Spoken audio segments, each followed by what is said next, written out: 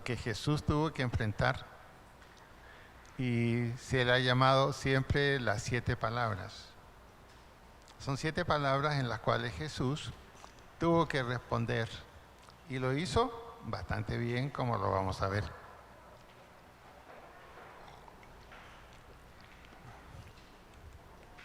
La primera palabra la encontramos en Lucas, en el capítulo 23, versículos 26, 32 y 34.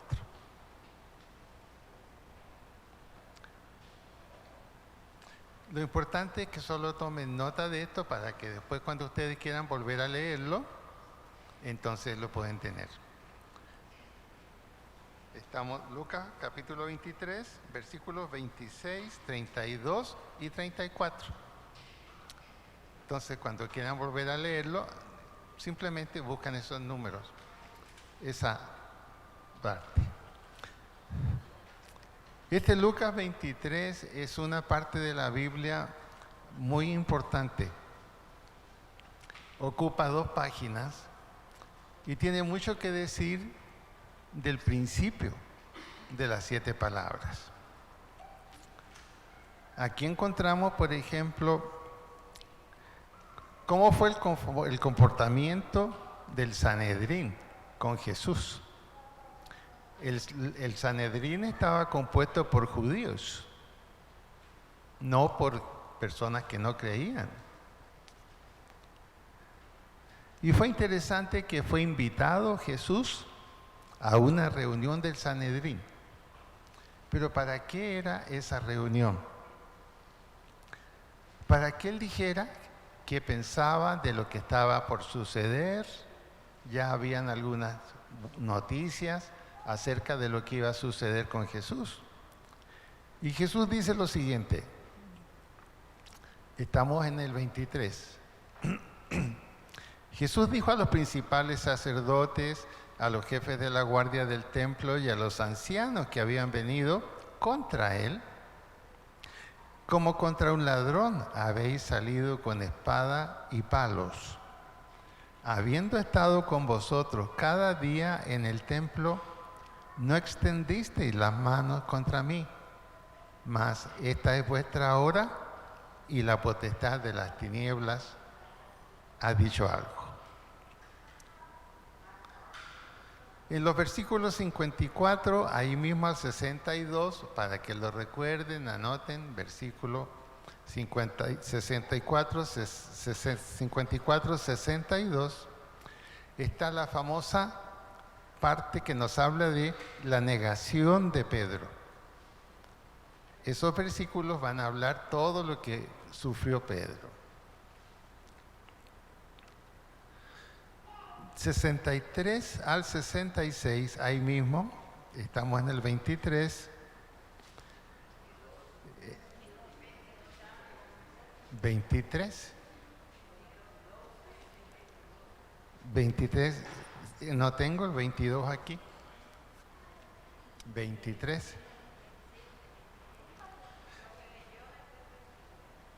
Estamos leyendo a partir del 23 y luego unos pequeños grupitos. Pero guarden 23, que es lo que les lleva a todo. Bien.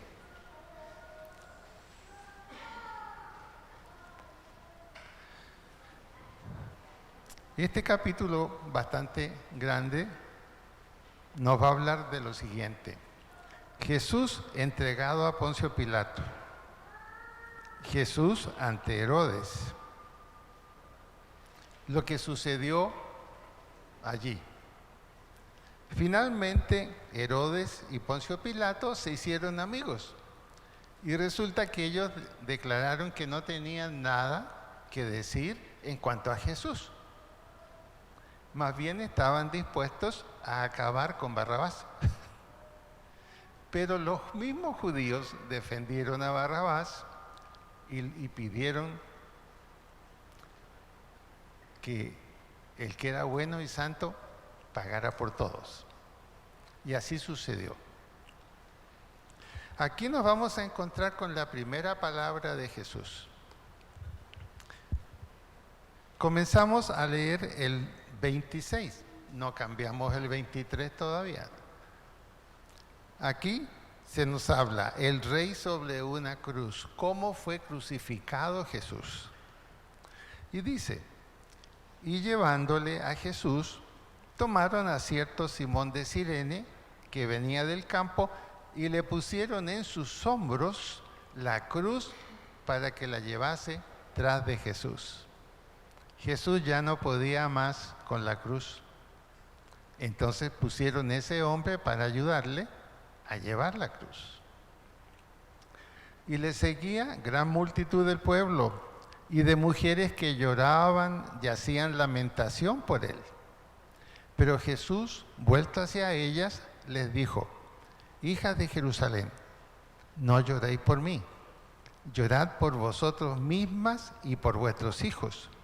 Porque aquí vendrán días que dirán, bienaventurados las estériles y los vientres que no concibieron y los pechos que no criaron. Entonces comenzarán a decir a los montes, caigan sobre nosotros, y a los collados, cúbranos. Porque si en el árbol verde hacen estas cosas, en el seco, ¿qué no se hará?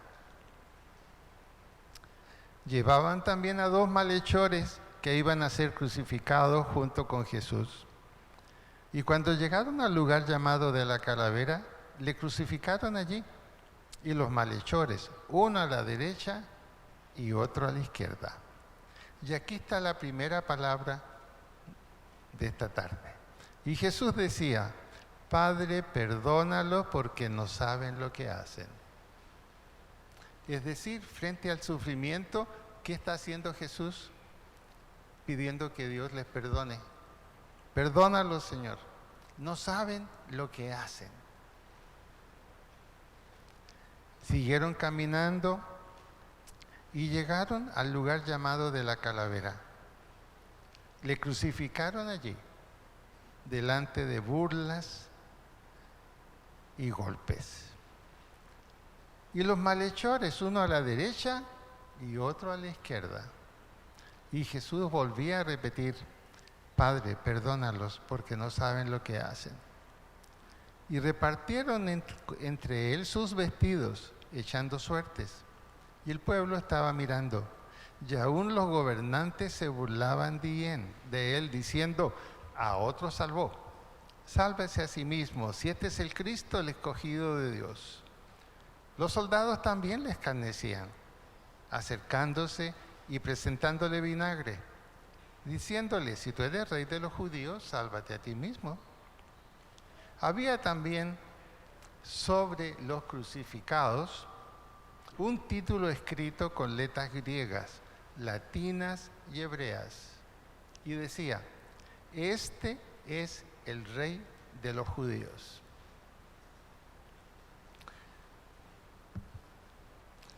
Los que antes habían sido amigos de Jesús reclamaron inmediatamente a Pilato, ¿por qué han puesto que este era el rey de los judíos? Ese no es nuestro rey.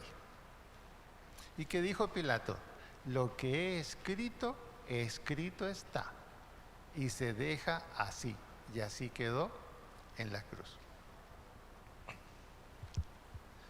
Pasamos a la segunda palabra de Jesús, que la encontramos allí en el 23 de los versículos 39 al 43. Vamos a leer. Uno de los malhechores que estaban colgados le injuriaba al amigo, diciendo, mira, Señor, si tú eres el Cristo, sálvate a ti mismo y a nosotros. Respondiendo el otro, le reprendió diciendo, ¿ni aún tú temes a Dios estando en la misma condenación? Nosotros a la verdad justamente padecemos. Recibimos lo que merecemos porque nuestros hechos no han sido buenos, pero Él no hizo ningún mal. Quedándose los 2 malhechores en silencio, uno se acercó mirando a Jesús y dijo: Jesús, acuérdate de mí cuando vengas en tu reino. Entonces Jesús le dijo: de cierto te digo, hoy estarás conmigo en el paraíso. Es interesante cómo Jesús mira las personas, aún ellos tratando de hacerlos sentir mal, pero Él tratando de decir lo mejor de cada uno de ellos. Entonces, segunda palabra, Padre. Y mirando a quienes le seguían, entre ellos estaba su madre y otras mujeres que también seguían a Jesús. ¿Y qué dice Jesús? Invoquemos al Padre que está en los cielos, quien es bueno y justo con los pecadores, que perdona y acoge al Hijo arrepentido. El Padre que comprende el fondo de maldad que hay en el corazón humano. Y luego mirando al hombre que le había buscado para que él dijera algo acerca de su vida, Jesús le dijo: hoy estarás conmigo en el paraíso.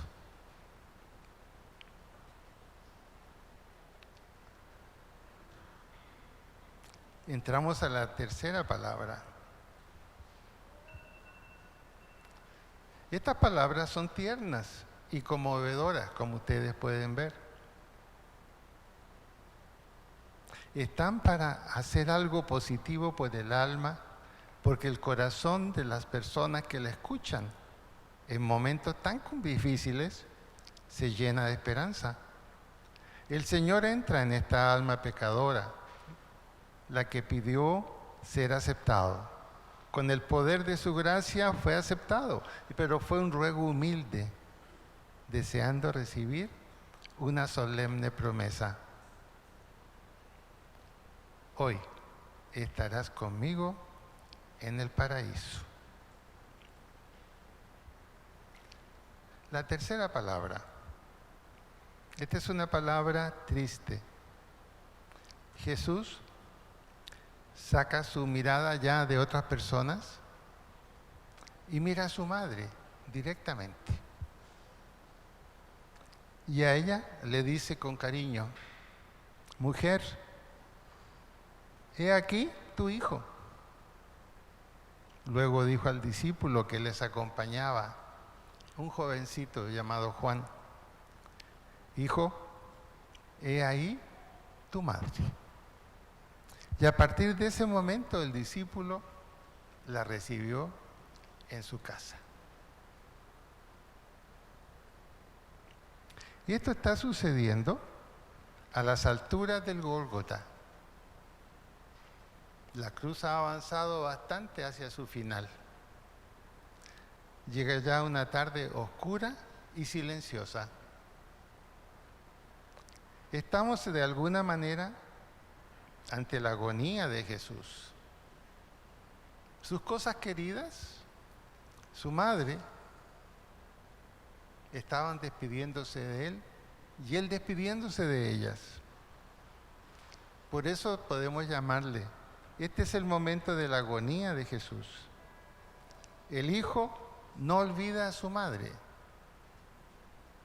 y la lleva en su corazón totalmente atormentado. Cuando nosotros veamos la siguiente palabra, vamos a entender un poquito más del sufrimiento de Jesús.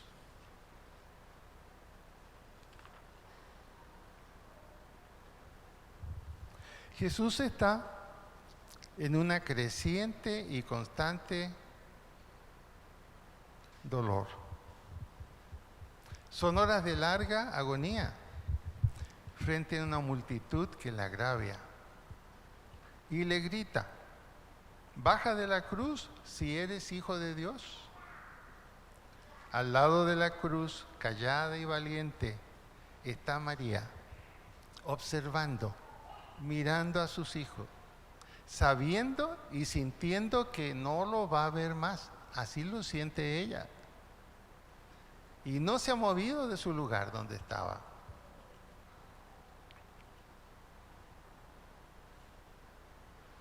En el Calvario, su contemplación amorosa de su Hijo. En su corazón, el dolor de la agonía. Esto nos muestra lo que es una madre que tiene un corazón disponible para Dios.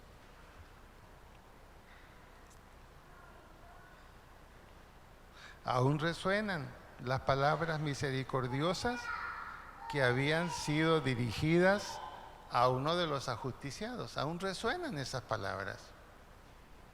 María hubiera querido escuchar esas palabras también. No te preocupes, María, hoy estarán todos conmigo en el paraíso. Pero las palabras fueron duras y difíciles. Solo una mamá podría aguantarlas, aceptarlas. Llega el momento en que Jesús va a demostrar ya su humanidad para él mismo.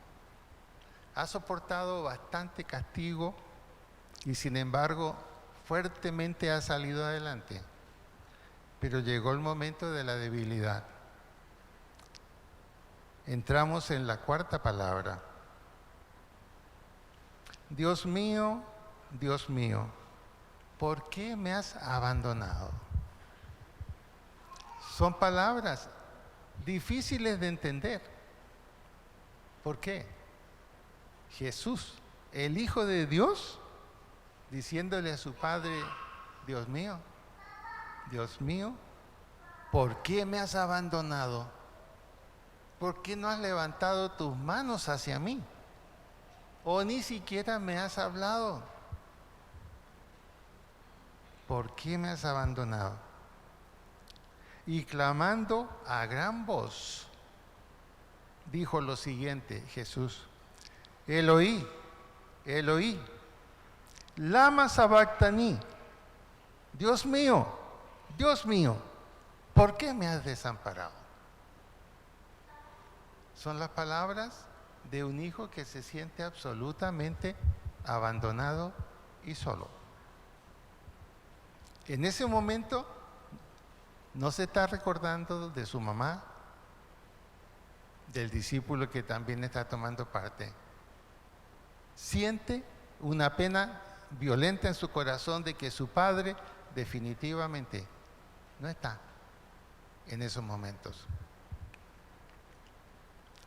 Cristo, antes de morir, se volvió a Dios con una plegaria llena de misterio. Esa plegaria de Jesús diciendo, Señor, en otras palabras, papá, ¿por qué me has desamparado? Yo no espero esto.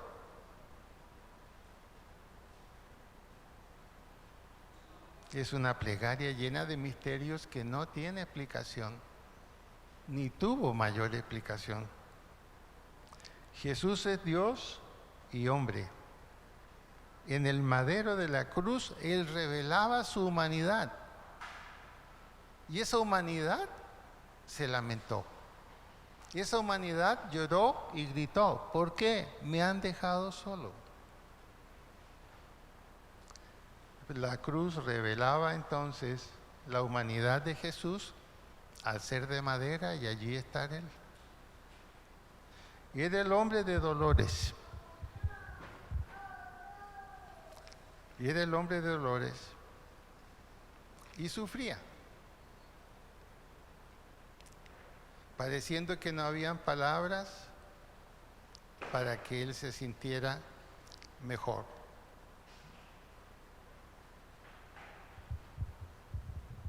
Sufrimos todos los seres humanos el eco de ese dolor, hasta hoy. Porque llegó a todos, pero increíble, Se sufrió por ese dolor. Las mujeres sufrieron por ese dolor, no solo la madre de Jesús.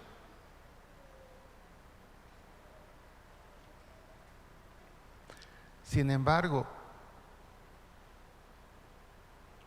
las lágrimas de la madre y las palabras de Jesús no impresionaron a nadie. Nadie fue impresionado. Solo fueron esas palabras.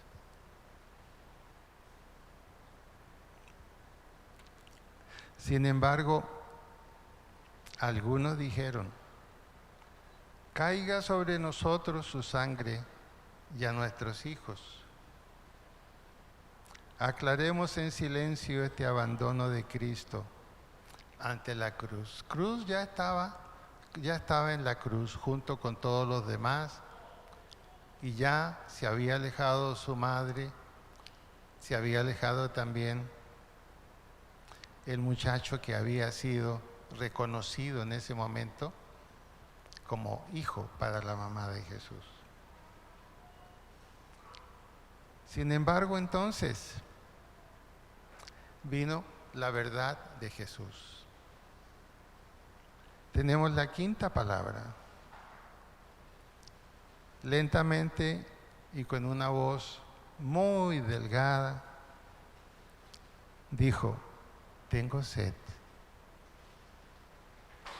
Quizás algunos no le oyeron a él bien porque tan mal estaba él, que lentamente dijo: tengo sed. ¿Y por qué lo hizo esto Jesús? Él estaba trabajando con su mente lo último que le quedaba de resistencia. Después de esto, sabiendo Jesús que ya todo estaba consumado, dijo, para que la Escritura se cumpliese: tengo sed. Es decir, no fue una palabra que tuviera que ver tanto con la sed, sino que era una palabra que necesitaba ser dicha. Tengo sed. Había una vasija de vinagre. Los servidores empaparon el vinagre en una esponja y poniéndola en un hisopo, se la acercaron a la boca. Cuando hubo tomado el vinagre, dijo: consumado es. Consumado es. Y luego, inclinando la cabeza, entregó el Espíritu. La sed de Jesús era física, verdadera y terrible. No fue una sed simbólica. Su alivio fue totalmente real. Y aquí hay algo que tenemos que entender. Inclinando la cabeza, entregó el Espíritu. Pero en ese momento todavía no entregó la vida. Le quedaba un pequeño resto de fuerza para seguir adelante. Y aquí tenemos que decir, por primera vez, quienes le llevaron el vinagre preparado no lo hicieron de mala manera ni con el deseo de que no pudiera tomárselo. Fue algo caritativo y a la vez bueno. ¿Por qué? Se preparaba para los que estaban siempre en la cruz, se preparaba un vinagre especial con algo.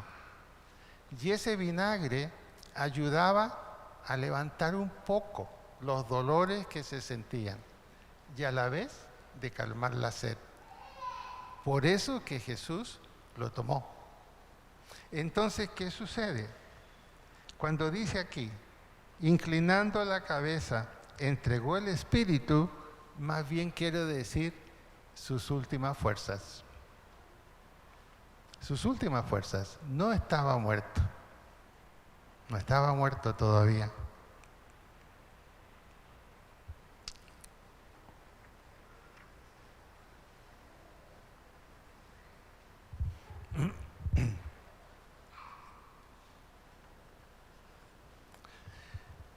¿Tienen algún comentario, alguna palabra que decir?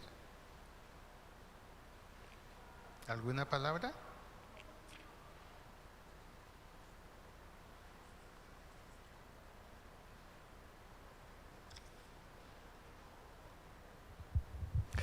Jesús estaba preparando ya para elevar su vida y su corazón a su Padre.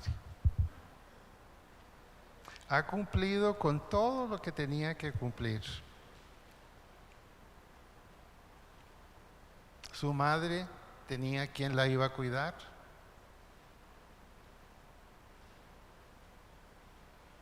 Él tenía su vida ya totalmente definida, pero algo faltaba.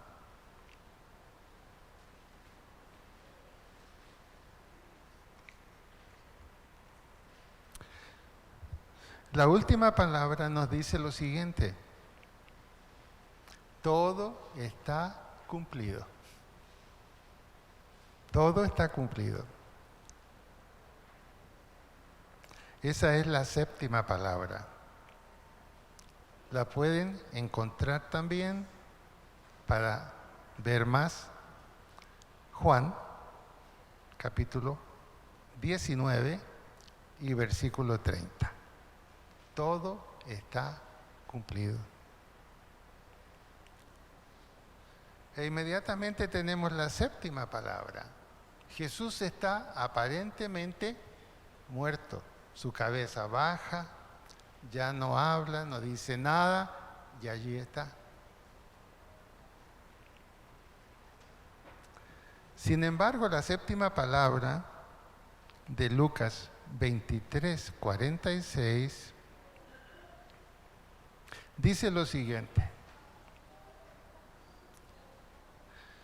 en ese momento, Jesús levantó su cabeza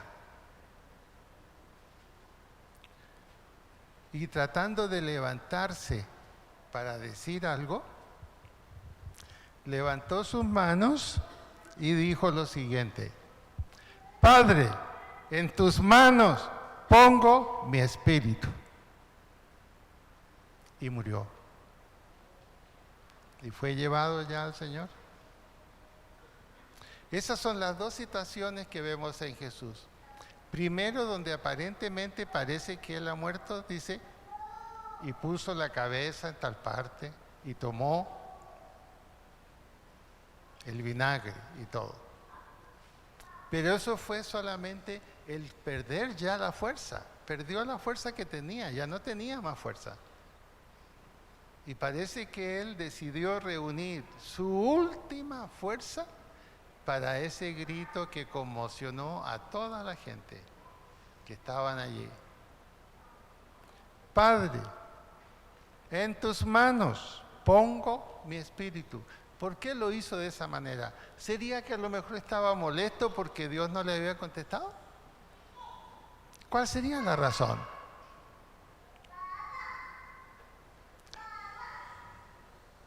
La razón es que también ya se estaba escuchando muchas cosas que estaban sucediendo en Jerusalén.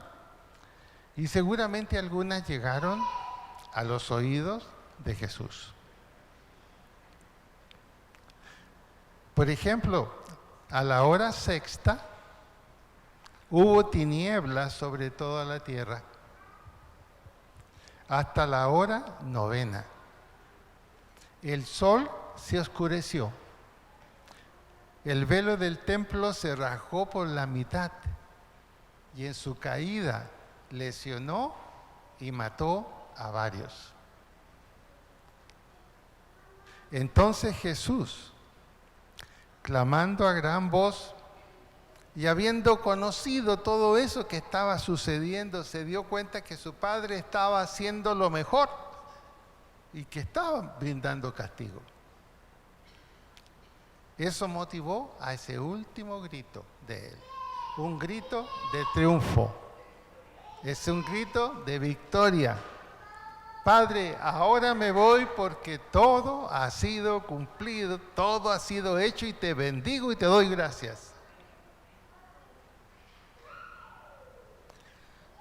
al ver todo lo que había sucedido, incluso personas que habían resucitado, otras que habían muerto en Jerusalén. Entonces ya los que estaban allí, con los que estaban presos, decidieron ya irse. La multitud, viendo lo que había acontecido, se volvían cada uno a sus casas, golpeándose el pecho y pidiendo perdón. Porque todo lo que habían visto les había mostrado que no había muerto cualquiera, sino que alguien muy importante para el Señor se había ido. Todos sus conocidos y las mujeres ya estaban lejos, pero no dejaron de estar mirando todas estas cosas que estaban sucediendo.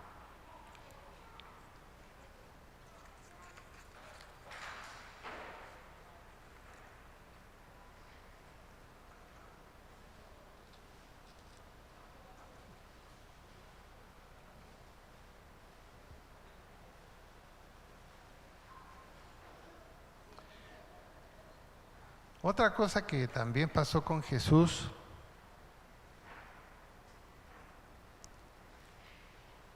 fue de que tuvo que estar allí mismo para una tarea que le tocaba a uno de los cuidadores. Ellos tenían ahora que darse cuenta y poder decir: hemos comprobado que todos están muertos. No quedó ninguno vivo. Y además iban a revisar a todos los que habían sido quebrados sus piernas, porque entonces tenían que bajarlos para dejarlos en otro lugar. Entonces, al primero que miraron fue a Jesús. ¿Y qué encontraron en Jesús? Todo su cuerpo estaba completo. Sus piernas, sus hombros, sus brazos, sus manos. Parecía que no había sucedido nada. Pero tenían que comprobarlo. Entonces cada uno de estos servidores caminaba con una espada. Y en la medida en que se acercaban al que estaba crucificado, la espada entraba en esta parte y que saliera sangre para ver si realmente estaba muerto. Y así pasó con Jesús. Entró la espada y saltó la sangre. Y bastó esa situación para que el que había hecho eso dijera: este hombre verdaderamente era el Hijo de Dios. Verdaderamente era el Hijo de Dios. Y el cuerpo de Jesús no fue dejado como muchos otros para que estuvieran días allí. Fue bajado y fue entregado. Y allí llegaron los discípulos, los queridos discípulos, los valientes discípulos, ya llegaron solamente a preparar dónde lo iban a llevar para depositar su cuerpo y los restos. Y esto provocó otra cosa importante. Algunos que habían dejado de estar fuertemente al lado de Jesús, volvieron esa noche y estaban realmente sacrificando lo que podría ser su vida, porque al decir venimos a preocuparnos de Jesús, lo vamos a llevar a un lugar para enterrarlo como debe ser, lo hubieran muerto los judíos. Y estos van a hacer algo por ellos después que hemos hecho todo lo posible por acabarlos. Y 2 hombres importantes, muy importantes, que eran miembros del Sanedrín, llevaron todo lo que se necesitaba para el entierro de Jesús. Se dieron un lugar perfecto, lujoso, en ese tiempo, lujoso. El cuerpo podía ser puesto y lo podían ir a visitar cuando ellos quisieran y siempre el lugar iba a estar limpio. Allí fue puesto Jesús. Y dos de sus enemigos estuvieron dispuestos a caminar llevándolo en una carreta, todo para lo de Jesús, y la gente mirándolos. ¿Y estos no estaban en contra de Jesús? Ellos incluso estuvieron de acuerdo en que se les golpeara, aún en el mismo lugar donde se reunían. Y ellos en silencio siguieron, no hablaron con nadie. Les faltó decir, nosotros sí somos, pero no. Pero lo valiente de ellos fue que se pasearon por todo el frente del centro de la ciudad. Es increíble todo lo que pasó con Jesús. No fue ninguna derrota, al contrario. ¿Qué fue? Un éxito absoluto. Un éxito absoluto. Y Jesús cumplió lo que le había dicho a sus discípulos. Yo volveré a estar con vosotros. Yo volveré a estar con vosotros. Y lo cumplió. Y después lo vieron en la cruz resucitar. Y decirles, he entregado mi vida por ustedes, ahora acompáñenme a lo que tenemos que hacer, que seamos conocidos, que el cristianismo crezca y que ustedes cumplan su tarea. Y yo estaré con vosotros hasta el fin del mundo. ¿Qué más podríamos agregar nosotros? ¿Habrá algo que podamos agregar? Sí, hay algo que agregar. ¿Por quién lo hizo Jesús? Nosotros también caemos en el grupo de nosotros. Por nosotros también lo hizo Jesús. ¿Y qué espera Él? Lo que Él espera es que nosotros lo demos a conocer, hablemos de Él, que sea conocido en su vida, en su muerte y en su victoria.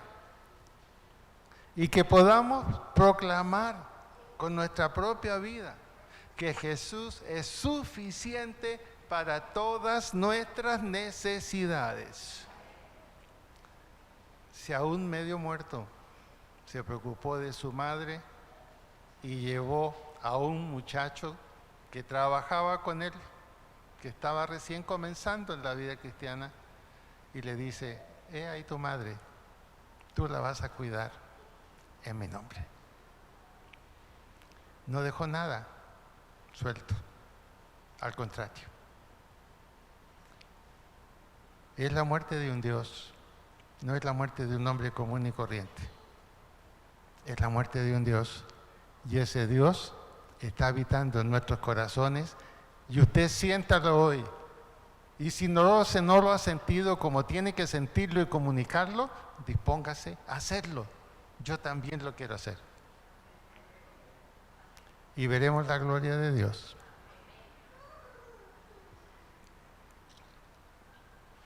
Muy bien. Este es un pequeño resumen de las 7 palabras podemos ver nuestra Biblia y ver mucho más todavía.